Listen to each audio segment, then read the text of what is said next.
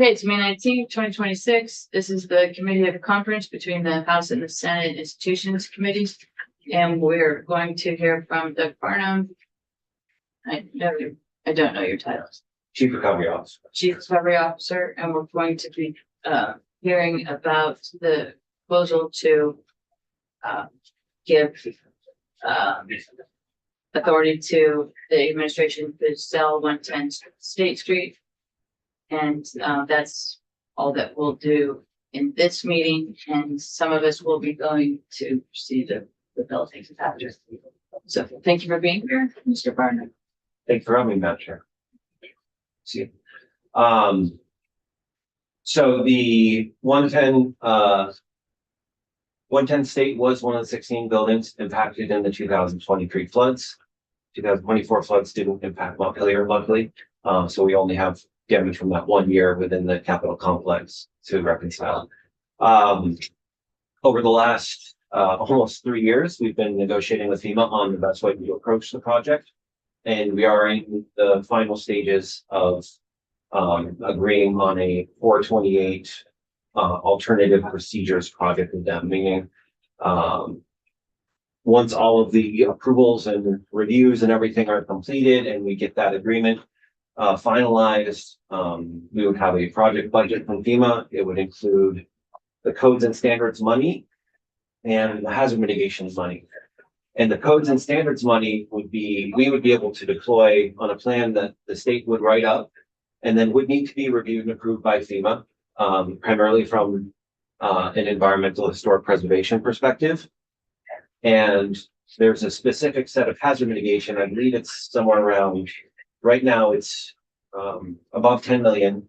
It's complex wide, but it's also, there's some complex wide work and some building by building work. And that money can only be used on the specific hazard mitigation that FEMA has identified. So 110 does have a portion, most of the money, about 80% of what FEMA is estimating in the award right now is codes and standards. And we would have flexibility on how we deploy that. It could be spent on that building. It could be spent on other buildings within the complex. The hazard mitigation is just over $1 million. And that would be either we do that specific work on that building or we do not. FEMA classified with a historic structure, the borderline between codes and standards and hazard mitigation is kind of blurry because the FARC, the flood hazard area corridor rule, says you have to protect the mechanicals, but it doesn't exactly say how. And there's no substantially damaged category for historic buildings, and 110 is historic. So we had to negotiate with them on what was required under the FARC and what we think would be helpful to protect the building, but not absolutely required by Vermont regulations. So in 2023, the administration got the authority to sell the building. And we would have gone on the market quite some time ago, if not for the 2023 floods.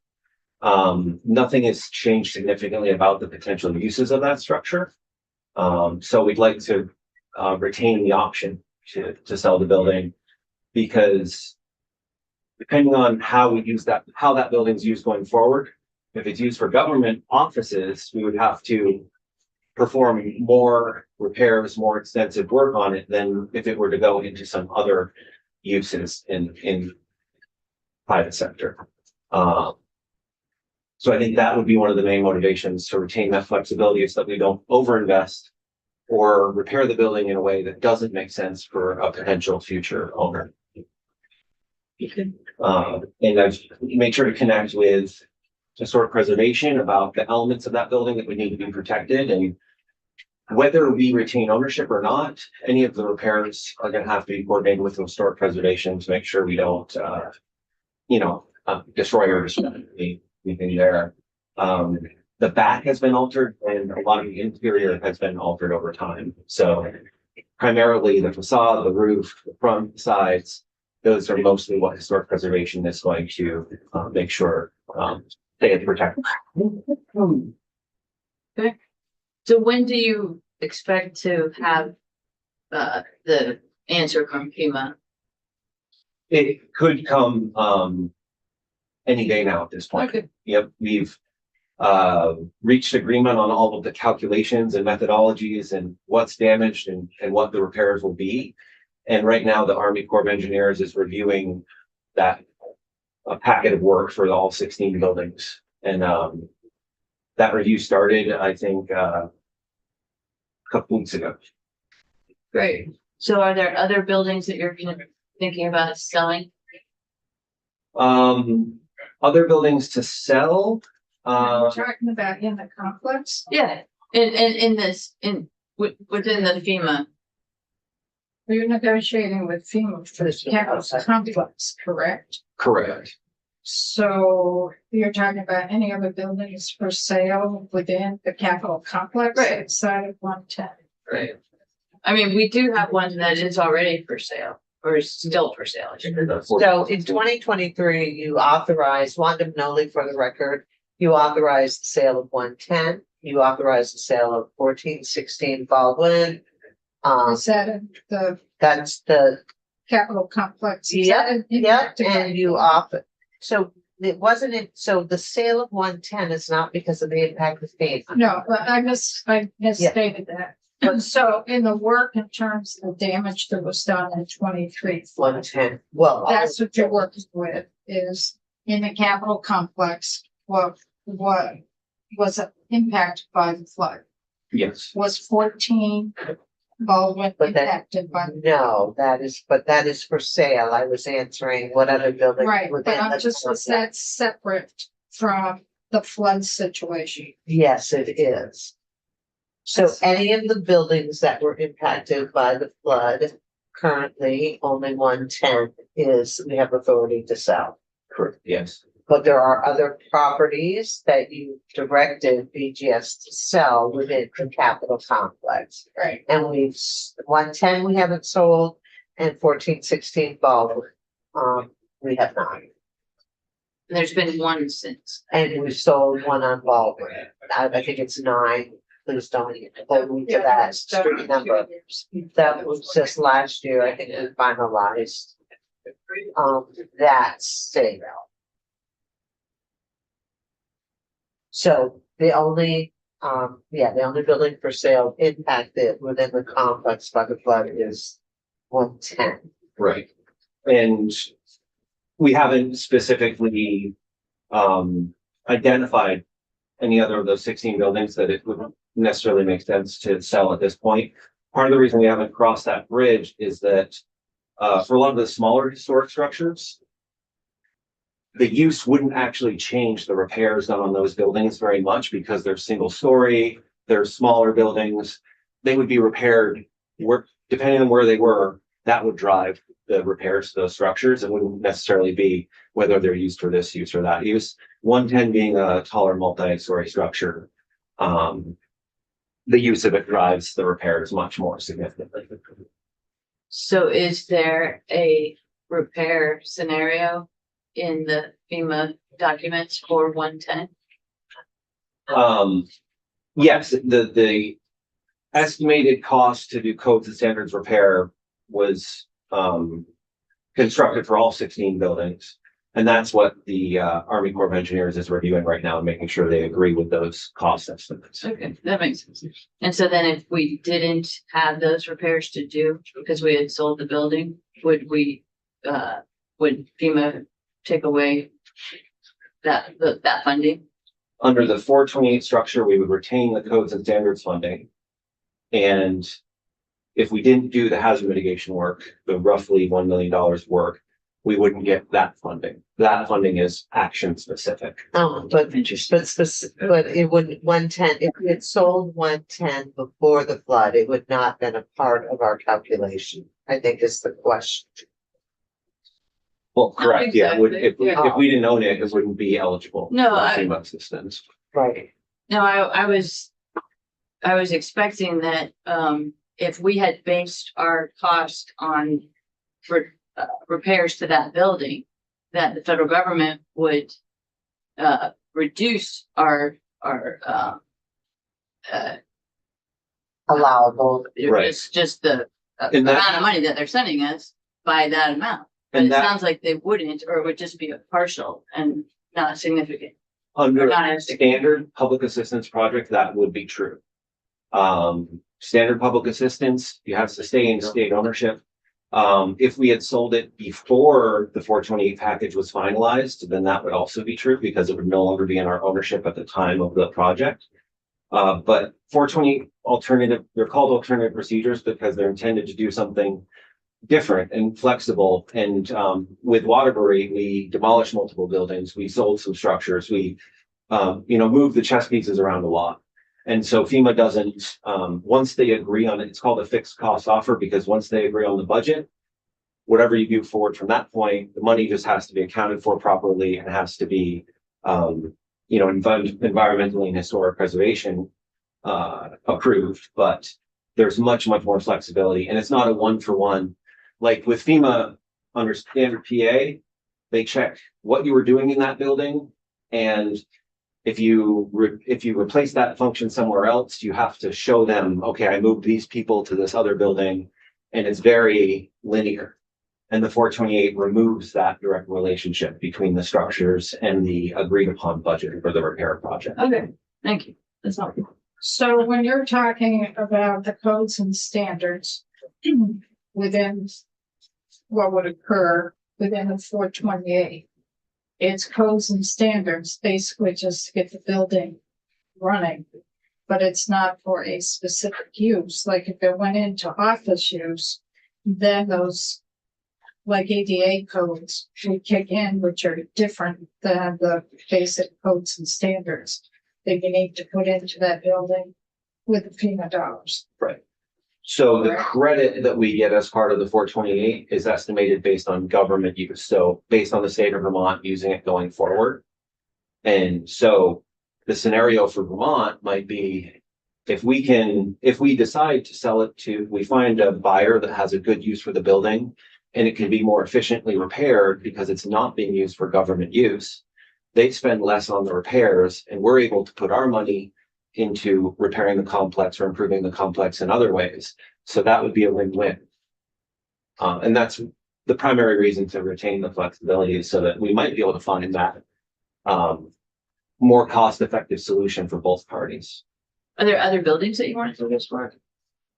No, not necessarily asking. I mean, we're looking at the use of all the buildings within the complex.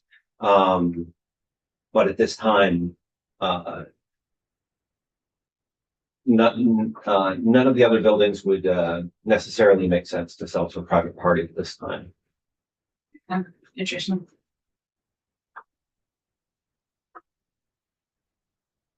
All right, so those are all my questions. To focus on questions. Your folks have any questions? I mean, we're concerned about not being able to sell the building. If we have more flexibility, if we allow what is current language, which gives the authority to sell the building, we feel that gives more flexibility to the state instead of blocking it and saying, do not sell the building. That's how we're feeling. That's why we want to have folks in, because it seems by taking away the authority to sell that building is going to tie the state's hands. I understand what you're saying. It'd be a different story if we weren't involved in flooding and FEMA and codes and standards that need to be applied by FEMA for the dollars that we give. And for what we might be able to use the building for, which we just don't know what that building would be used for state purposes. Is there, if we sell a building, a historic building such as this, what protections are put in place from historic preservation for that building? Is there any protection? So prior to the sale, we work with historic preservation and they would determine any covenants that are required for that to move into private ownership. Laura gave me a long list of the elements of the buildings that would require protection. And that would go to the new owner, that they would Yes. have to agree to. And I forwarded, to all of you who may not have read it, the section of, statute that the language is in, where it talks about the covenants and the process. You sent an email to. And he was in response to Senator Harrison's request if we could tour if you wanted. And I said, absolutely.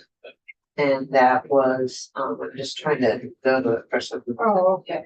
Do you see it? Yes, I believe it's kind of 22, 753, I believe, 743. 743. And so we do this at BGS with any historic building. It doesn't have to be within the Capitol complex. Right. Right, and other folks who sell historic buildings. Right. I mean, that's Right. what you're supposed to do. That's what. Correct. So you have a list of some of those covenants or that? Some of the elements that. Some of the elements. That they look at. But they're external though, right? Most of them. Are there any internal? We have had internal covenants placed on Uh-huh. some of our historic buildings. Good. Because, and I believe the last one, and I know we did Redstone. I believe there were some internal covenants that were passed through that one. Well, and the seller can put covenants even Yeah. if it's not Yeah. designated. But in this Correct. case, it is. But That's right. When the new owner has to abide. And all subsequent owners. Right, it's forever. So Yeah. locks it in.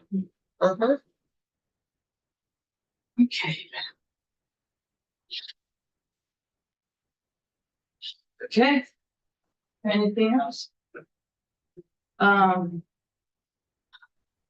So next meeting, tomorrow morning, we can meet at I'm sorry, it's 9, I was gonna say 9:20. In the morning. Yeah, we'll have to go back and do some work now, because I want to put something. John and Scott, are you available now? Do some, I can talk, yeah. Senator, here's, I just jump in that just coordinating between the other conference committees. We're hoping that we could do 9:30 to 10, so that Senator Benson can be at the 9 to 9:30 again. That's fine. That works. Yeah, that's okay. Is that okay? 9:30? Yes, 9:30. but I'd like to go upstairs for our conference with. And it might be good for. Might be good for BGS to be there too. Except for, do you want to, I said that, or do you want to they go gotta do tour the tour. 110? Okay, Well, I just want to suggest that don't spend a lot of time on language on this one, on 110. Okay, and if you wanna walk, I can take you over today, or we could do. No, it no, I tomorrow. would like to. Okay, so. You'll come. so. Do you wanna Everybody else is Or you seated. all good? Are you able to, or no, you have to go? Okay. Yeah. So maybe Cole, will you wanna come upstairs with us or you? Someone's trying to schedule 4 o'clock with me, it's like it didn't go through. No, you should go with your. I keep telling everyone, we're working in a conference committee, stop practicing. Because we're having to cancel, because you're our priority. Thank you. You're welcome. And I have seen the building once. I just want to see it again. So you don't have to come. Well, you do if you'd like to get in. Oh, okay. I know I heard you. Yeah.